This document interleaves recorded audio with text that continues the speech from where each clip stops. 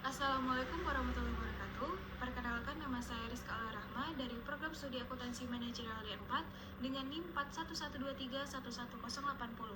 Pada kesempatan ini, saya akan mempresentasikan proposal tugas akhir saya yang berjudul Pengaruh Karakteristik Dewan Direksi terhadap Kualitas Sustainable Finance Disclosure pada Bank di Indonesia. Di bawah bimbingan Bapak Riyadi Aprayuda, SEMAK. Baik, langsung saja saya mulai dari latar belakang penelitian ini. Bank memiliki peran yang sangat strategis dalam mendukung pembangunan berkelanjutan, karena kebijakan kredit dan pembiayaan yang disalurkan bank dapat mempengaruhi arah kegiatan ekonomi secara luas. Di Indonesia, penerapan keuangan keberlanjutan ini diperkuat melalui PJOK nomor 51 PJOK 03 2017 yang mewajibkan setiap lembaga jasa keuangan termasuk bank untuk menyusun laporan keberlanjutan. Data menunjukkan bahwa lebih dari 90% emiten telah menyampaikan laporan keberlanjutannya. Namun menariknya, median skor KSG tahun 2025 untuk 46 perusahaan perbankan hanya berada di angka 47,64. Dan skor pada dimensi ekonomi hijau bahkan lebih rendah lagi, yaitu 33,17.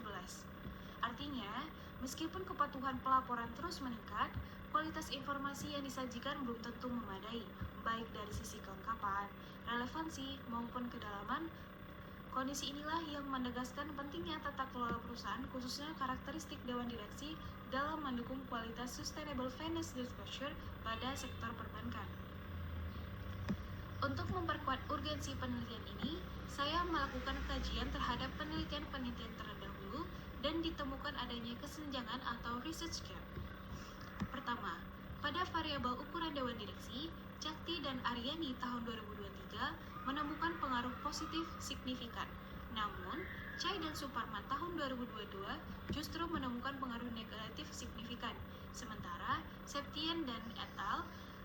tahun 2025 menyatakan tidak signifikan. Artinya, efektivitas jumlah anggota direksi ini masih belum pasti. Kedua, pada variabel keragaman gender Dewan, Juwita dan Honggowati tahun 2022 menemukan hasil signifikan pada masa pra-pandemi. Tetapi, Cakti dan Aryani serta Chai dan Suparman menemukan hasil tidak signifikan. Ini menunjukkan bahwa perspektif gender belum konsisten pengaruhnya dalam konteks perbankan. Ketiga, pada variabel pendidikan atau keahlian Dewan, Fitriarsari dan Suewarno tahun 2024 menemukan bahwa keahlian keuangan berpengaruh signifikan, sedangkan tingkat pendidikan tidak. Dan Cakti serta Aryani menemukan hasil tidak signifikan untuk keduanya. Dari inkonsistensi inilah muncul research gap, perlunya pengujian ulang pada bank yang terdaftar di BEI periode 2021 sampai 2025 dengan fokus khusus pada kualitas Sustainable Finance Disclosure. Berdasarkan latar belakang dan kesenjangan penelitian tadi, saya merumuskan permasalahan sebagai berikut. Kualitas Sustainable Finance Disclosure pada sektor perbankan masih belum optimal. Meskipun kepatuhan perusahaan dalam menerbitkan laporan keberlanjutan terus meningkat, selain itu, penelitian ini sebelumnya menunjukkan hasil yang belum konsisten mengenai pengaruh ukuran Dewan Direksi, keragaman gender, serta pendidikan atau keahlian relevan direksi terhadap kualitas pengungkapan keuangan keberlanjutan pada bank di Indonesia. Sejalan dengan rumusan masalah tersebut, tujuan masalah penelitian ini adalah untuk menguji pengaruh karakteristik Dewan Direksi terhadap kualitas Sustainable Finance Disclosure pada bank yang terdaftar di Bursa Efek Indonesia. Karakteristik yang diuji meliputi 3 hal: ukuran Dewan Direksi, keragaman gender, serta pendidikan atau keahlian relevan anggota direksi. Penelitian ini memiliki 2 manfaat utama. Secara teoretis, penelitian ini diharapkan dapat memperkaya kajian mengenai Sustainable Finance Disclosure, tata kelola perusahaan, dan penerapan Research Dependence Theory, khususnya pada sektor perbankan. Secara praktis, penelitian ini diharapkan dapat menjadi bahan pertimbangan bagi bank, regulator, maupun investor dalam meningkatkan sekaligus menilai kualitas pengungkapan keberlanjutan. Adapun cakupan masalah penelitian ini, bank yang terdaftar di Bursa Efek Indonesia pada periode 2021 hingga 2025, variabel yang diteliti meliputi kualitas Sustainable Finance Disclosure sebagai variabel dependen, ukuran dewan, keragaman gender, dan pendidikan atau keahlian direksi sebagai variabel independen, serta ukuran bank dan profitabilitas sebagai variabel kontrol. Penelitian ini menggunakan Resource Dependence Theory atau teori ketergantungan sumber daya yang dikemukakan oleh Weaver dan Salancik pada tahun 1978. Teori ini menjelaskan bahwa organisasi bergantung pada sumber daya eksternal untuk menekan ketidakpastian lingkungan dan mencapai sasaran strategisnya.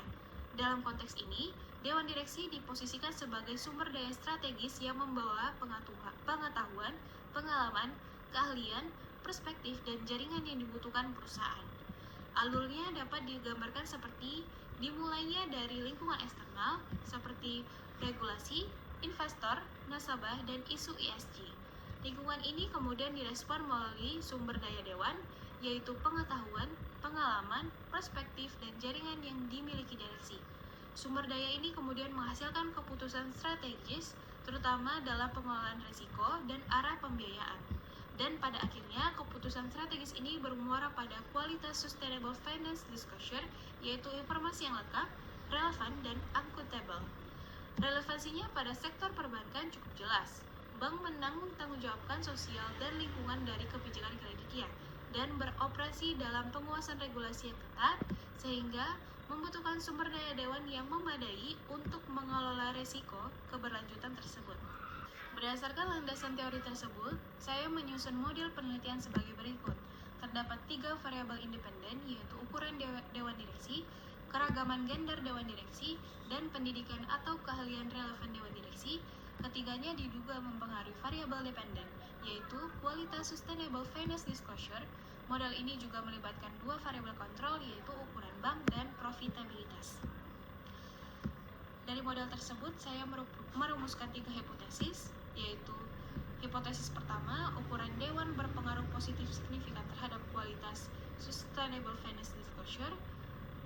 Hipotesis kedua, keragaman gender dewan berpengaruh positif signifikan terhadap kualitas sustainable finance disclosure. Hipotesis ketiga, pendidikan atau keahlian relevan dewan berpengaruh positif signifikan terhadap kualitas sustainable finance disclosure. Selanjutnya, saya jelaskan mengenai desain dan data penelitian. Penelitian ini menggunakan pendekatan kuantitatif dengan desain explanatory untuk menguji pengaruh karakteristik dewan direksi terhadap kualitas sustainable finance disclosure.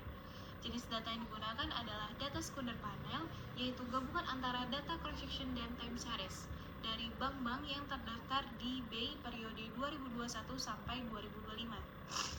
Sumber data diperoleh dari annual report dan sustainability report yang dipublikasikan melalui situs resmi BEI dan situs masing-masing bank.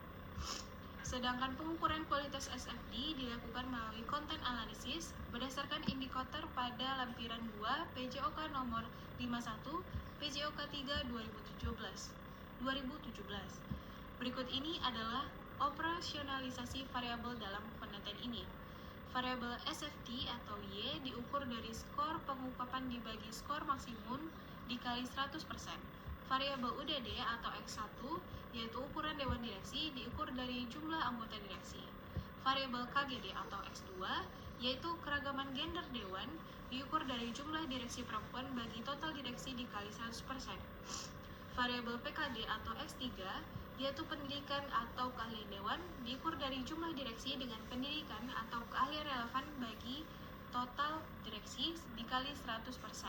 Sedangkan untuk variabel kontrol, size atau K1 diukur dari logaritma natural total aset dan ROA atau K2 diukur dari laba bersih setelah pajak dibagi total aset dikali 100%. Teknik penarikan sampel dalam penelitian ini menggunakan non-probability sampling dengan metode purposive sampling berdasarkan kriteria yang sesuai dengan tujuan penelitian dan ketersediaan data. Adapun kriteria penetapan sampelnya meliputi 5 hal. Perusahaan perbankan yang terdaftar di BEI sepanjang periode 2021 sampai 2025 menerbitkan annual report dan atau sustainability report secara berurutan, memiliki data lengkap terkait jumlah direksi, komposisi gender serta pendidikan atau keahlian, mengungkapkan total aset dan laba bersih setiap tahun, serta tetap tercatat di BEI dan tidak mengalami delisting.